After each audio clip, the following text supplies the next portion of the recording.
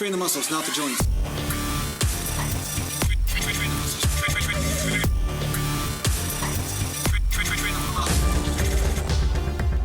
Welcome back to Natural Gland Bodybuilding.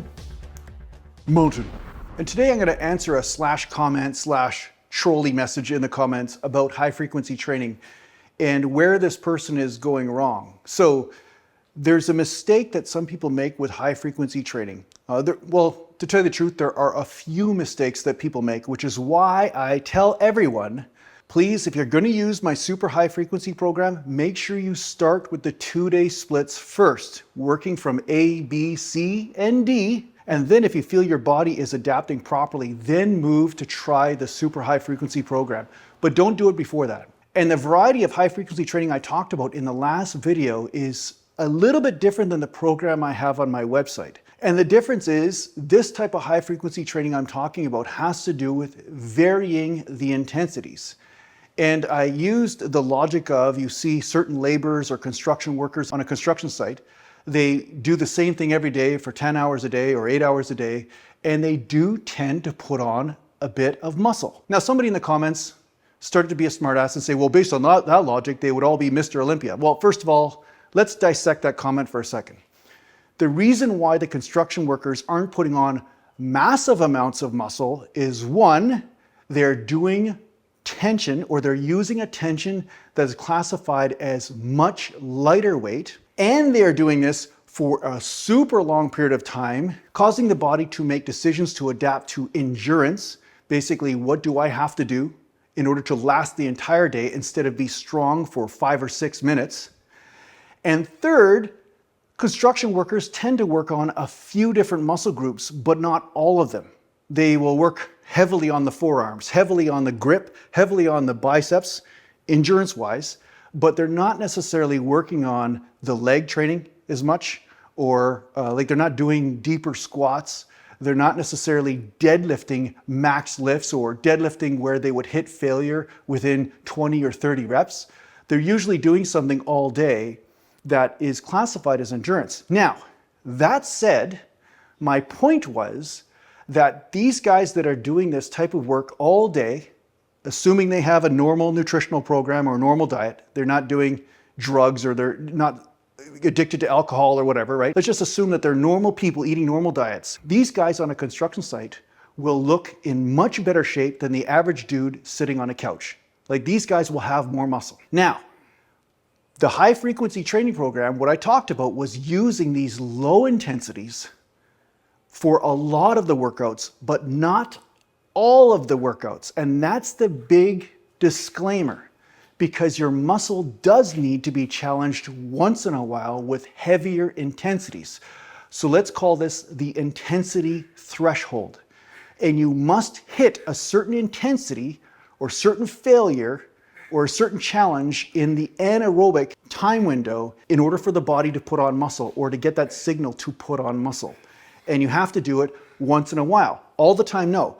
So the whole point is with a super high frequency is that the days that you're not training, you're maintaining muscle and blood flow much more effectively by staying moving in a low effort sort of way.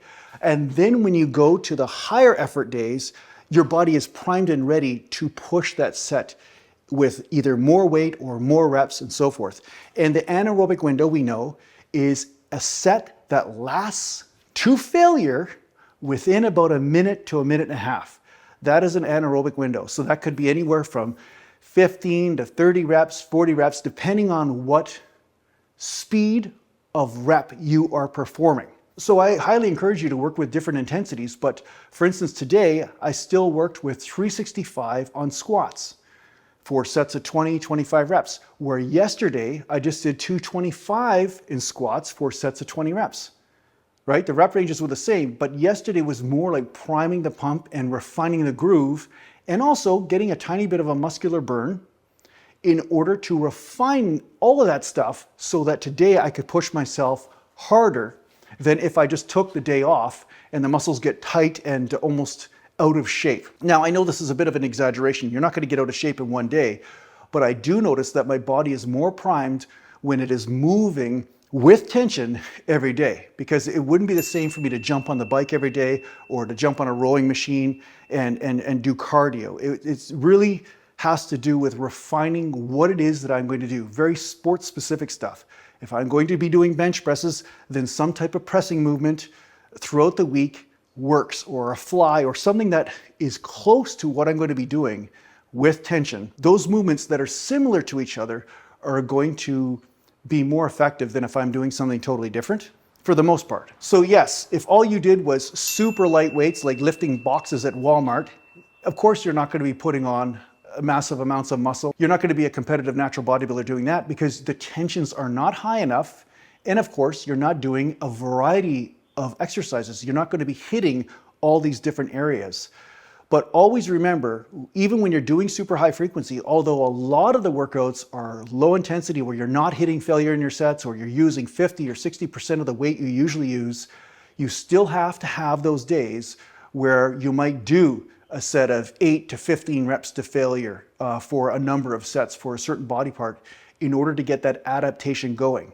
And then the other days, you're trying to maintain that muscle that you've gained, maintain blood flow to those areas so that way you recover better. And then when you come back, you're even stronger and bigger than before.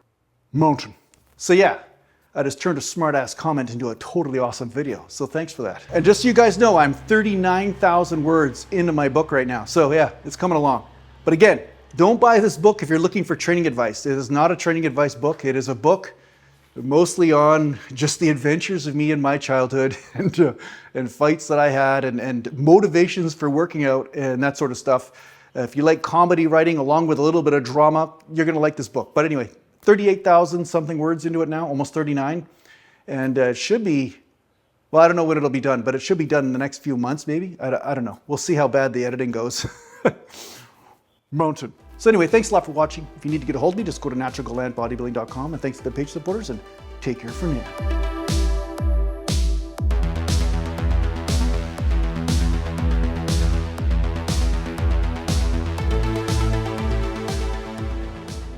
Oh yeah!